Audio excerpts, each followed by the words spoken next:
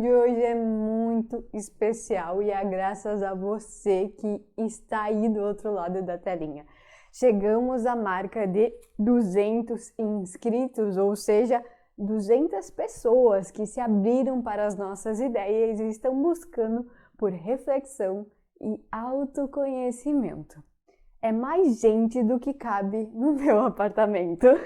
É uma pena que eu não posso dividir esse bolo com todo mundo, mas sintam-se contemplados nele. Mas, fora as nossas surpresas do dia, vamos às apresentações formais. Bom dia, boa tarde, boa noite. Para quem não me conhece, eu sou Ana Schaefer, arquiteta de mundos ideais, estudante de filosofia fugindo dos normais e escritora, pois os sonhos são reais. Para minha avó, eu sou a Aninha. Seja muito bem-vinda, seja muito bem-vindo a este canal.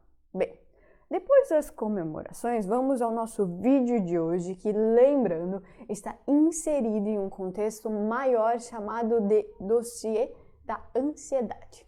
Se você caiu aqui de paraquedas e o seu interesse é compreender mais sobre a ansiedade ou sobre a sua ansiedade, aconselho você a seguir a nossa sequência começando pelo vídeo aqui do card, tudo bem? Mas enfim, se acompanha os nossos vídeos, você já deve ter me ouvido falar nela por aqui, ou se me conhece pessoalmente. O fato é que a meditação mudou e fundamentou a minha vida. E é por isso que sempre que eu tenho a oportunidade, eu comento dela, esperando que ela possa fazer o mesmo por você. Então, é sobre ela que filosofaremos no nosso vídeo de hoje.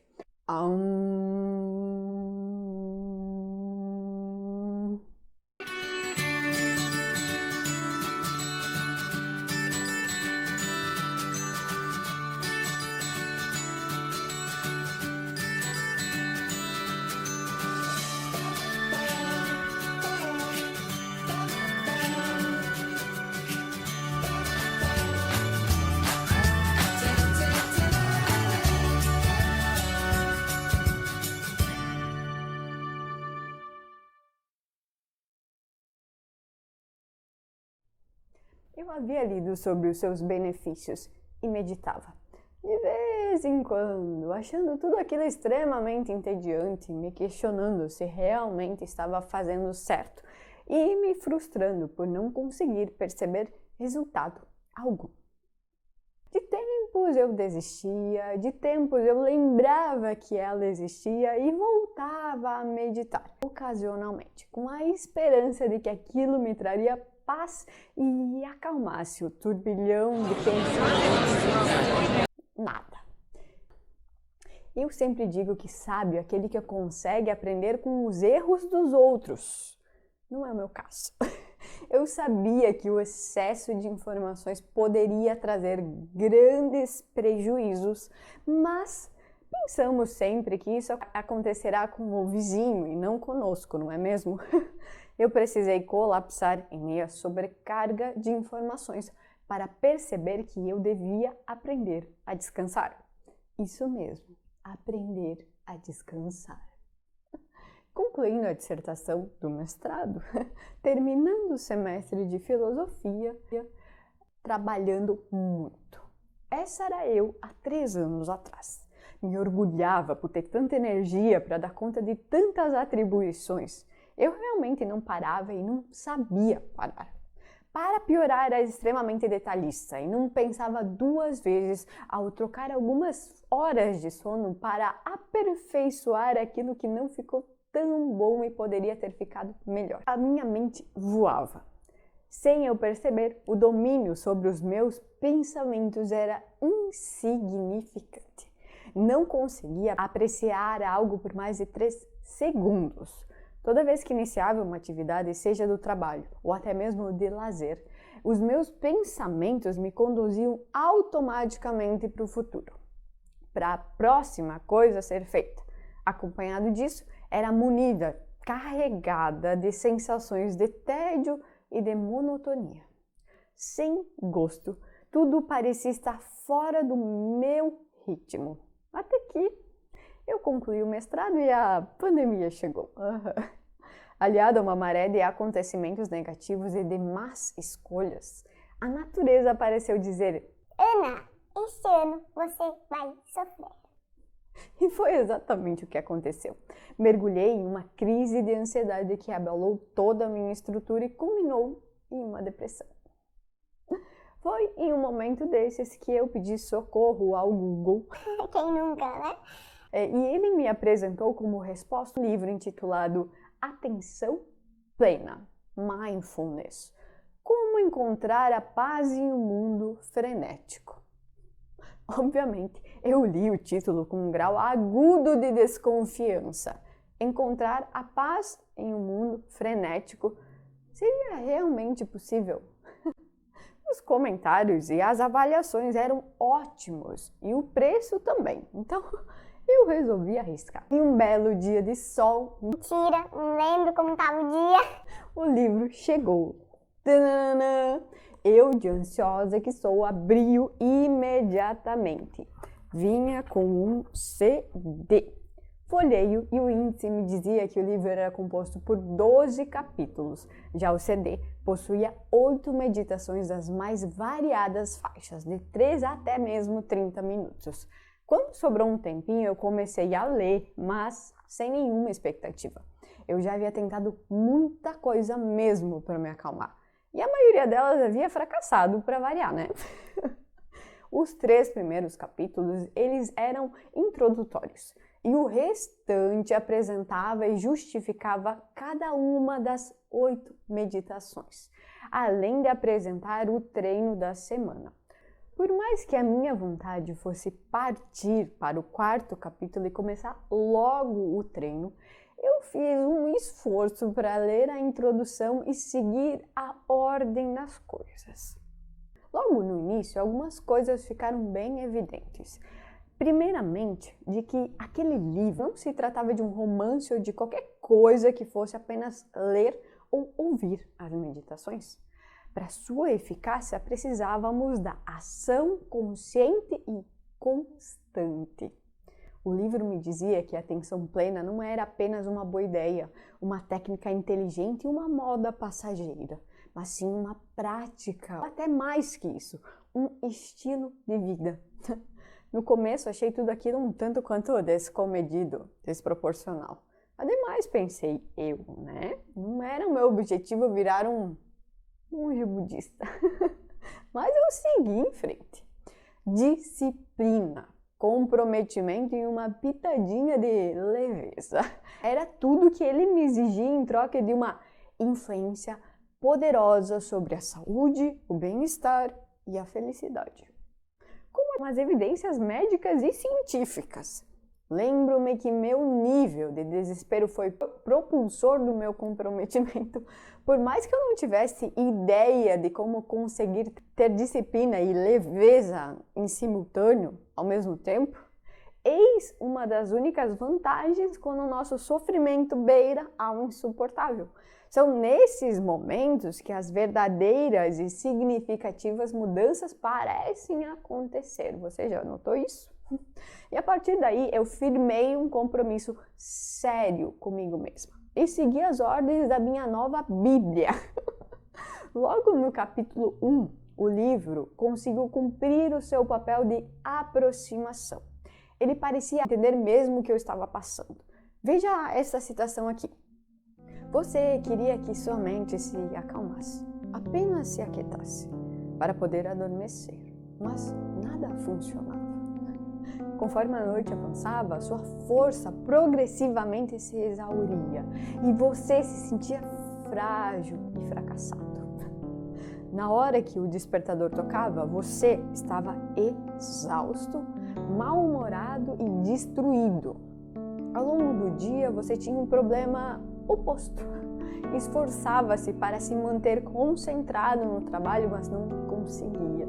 Você se sentia cada vez mais ansioso e estressado. Atenção plena, página 10. E com isso, aos poucos, fui criando uma espécie de vínculo, ou melhor, uma confiança necessária para seguir adiante e investir o meu tempo nisso.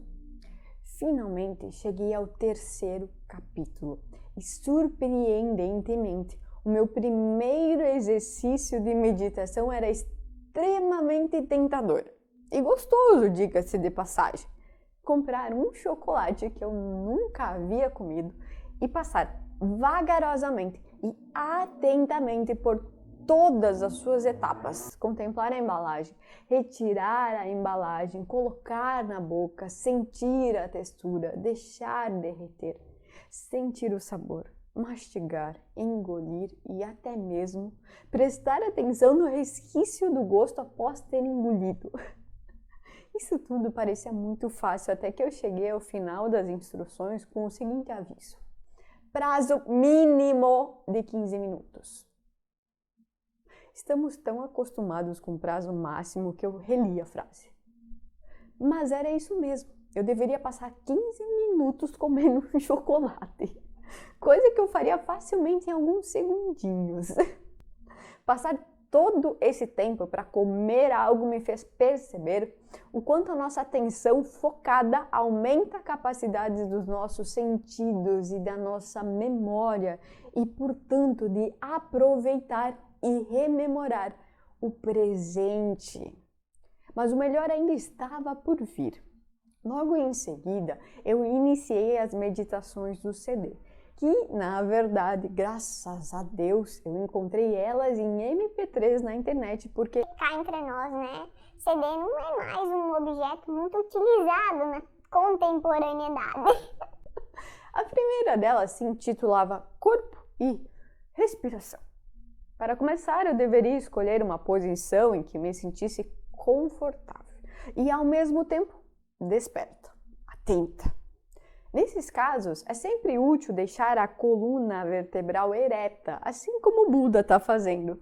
Isso ajuda na concentração em função de uma maior oxigenação no cérebro. Então, optei por uma postura bem tradicional mesmo, chamada Lótus, que é essa aqui.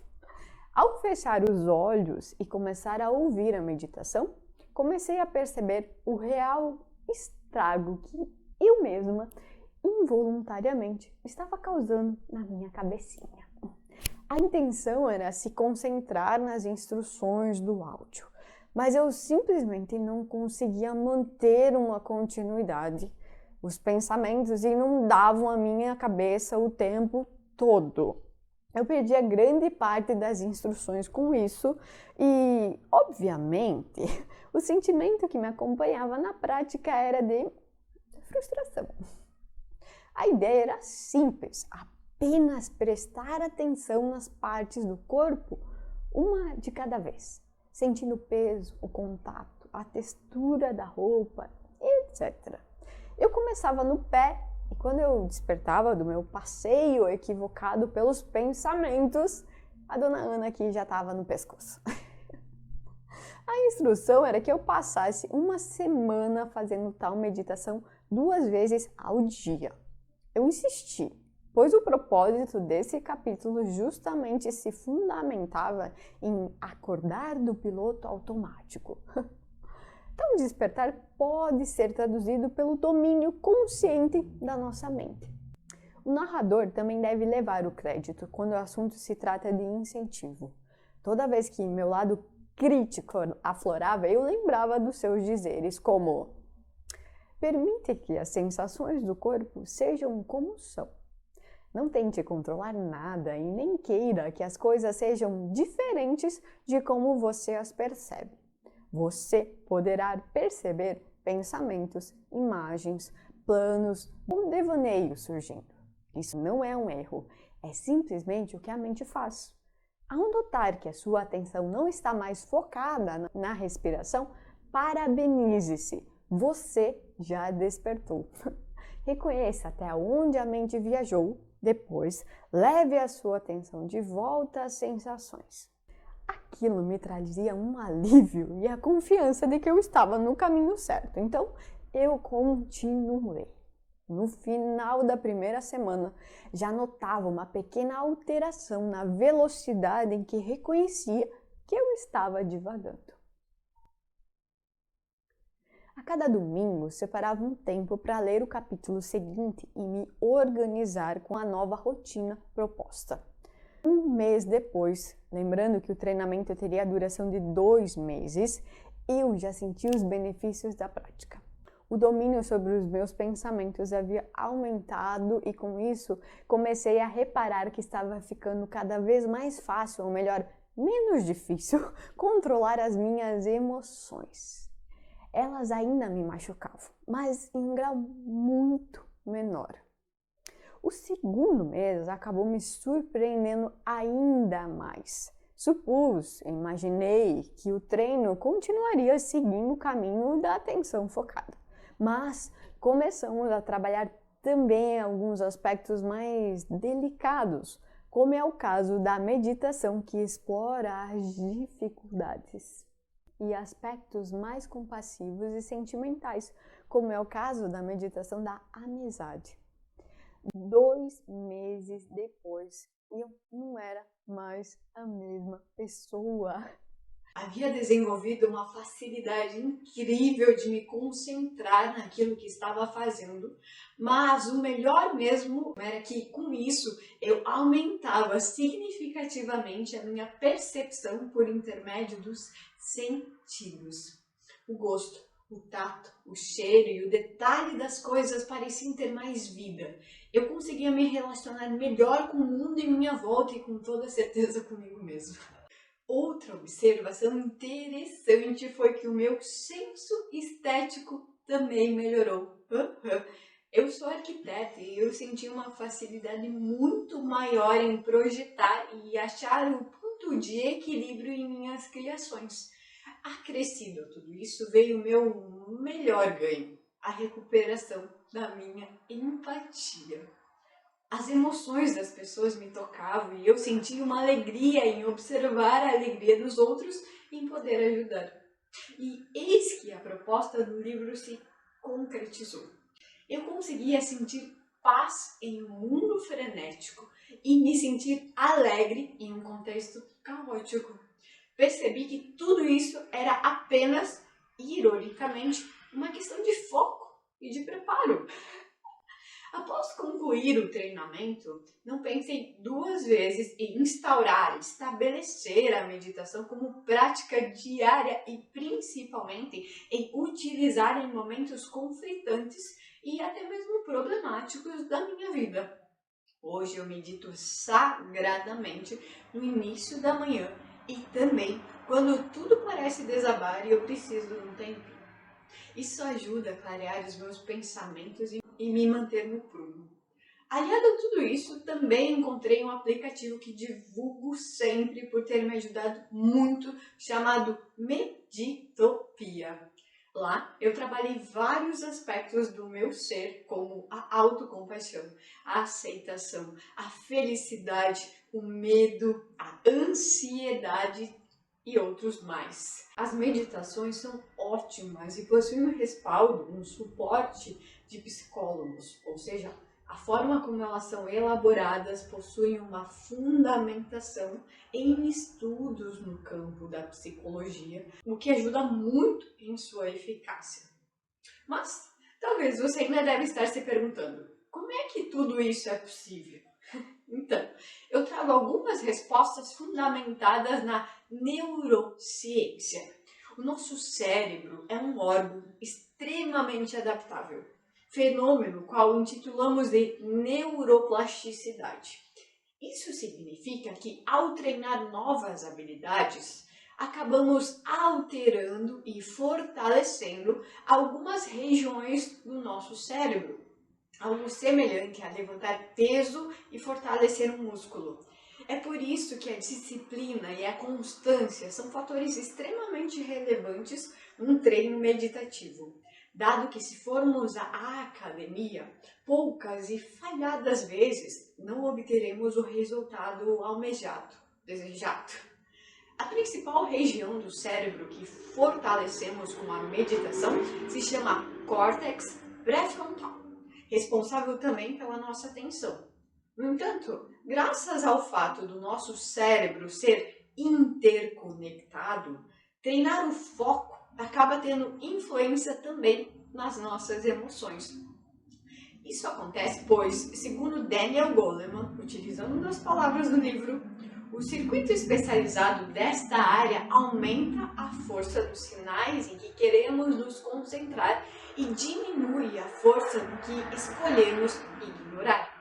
Como o foco exige que abstraiamos as distrações emocionais, a nossa estrutura neural para a atenção seletiva inclui a inibição da emoção. Isso significa que quem tem melhor foco é relativamente imune a turbulências emocionais, tem mais capacidade de se manter calmo durante crises e de se manter no prumo apesar das agitações emocionais da vida. A incapacidade de abandonar um foco para tratar de outro pode deixar a mente perdida num ciclo de ansiedade crônica. Foco, página 22. Para completar, podemos dizer que tal relação entre a emoção e a atenção está intimamente ligada. Ainda segundo Goleman, no nível da arquitetura cerebral, a linha divisória entre a emoção e a atenção fica indistinta. Os circuitos neurais da atenção e dos sentimentos se sobrepõem de muitas maneiras, compartilhando caminhos neurais ou interagindo. No livro Foco, página 216. Ademais, graças a essa conexão e por trabalhar o neocórtex, a região em que está inserido o córtex pré-frontal e a área mais nova do nosso processo evolutivo, acabamos por aprimorar outras capacidades humanas, como é o caso da empatia. Veja só essa citação do livro Atenção Plena. Pesquisas científicas usando imagens cerebrais feitas por ressonância magnética mostram que a ínsula é energizada por meio da meditação. É uma descoberta significativa, porque essa parte do cérebro é essencial para a conexão humana, reforçando a empatia de forma profunda. A empatia permite que você penetre na alma dos outros, entendendo o sofrimento deles de dentro. Com ela surgem a compaixão e a bondade. Se você olhasse dentro do seu cérebro usando um tomógrafo, veria que essa área fica cheia de vida quando você está emocionalmente conectado a outra pessoa. A meditação, além de fortalecer essa região cerebral, também ajuda a crescer e se expandir. Mas, por que isso é importante? Além de benéfica para a sociedade e a humanidade, a empatia é boa para você. Sentir empatia, assim como compaixão e ternura, é altamente positivo para a sua saúde e bem-estar. Quanto mais uma pessoa medita, mais desenvolvida é a sua ínsula. No entanto, 8 semanas de treinamento em atenção plena são suficientes para promover mudanças no funcionamento dessa área crítica do cérebro. Atenção plena, página 48. São por essas vias que conseguimos demonstrar e comprovar a eficácia de um treino meditativo.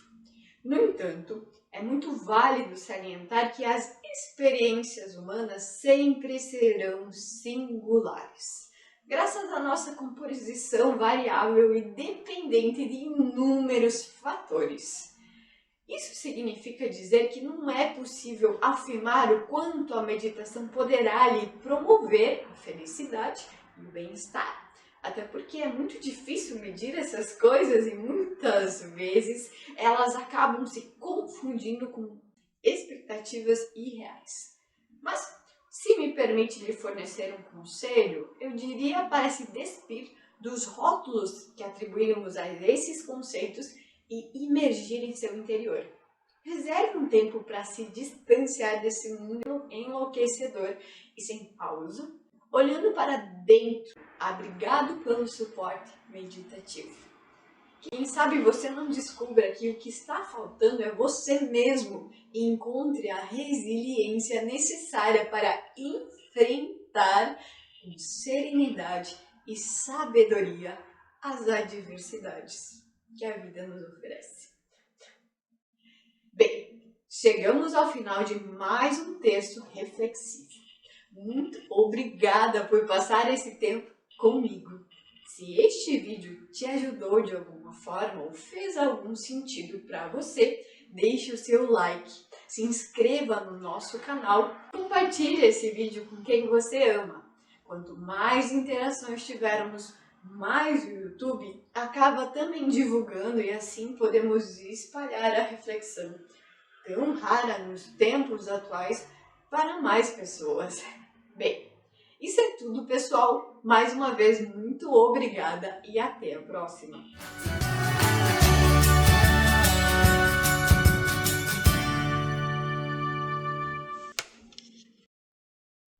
Eu havia lido sobre os seus benefícios e meditava. De vez em quando. Ai, gente, essa franja aqui, meu Deus do céu, não cortem franja para gravar, ela não se ajeita.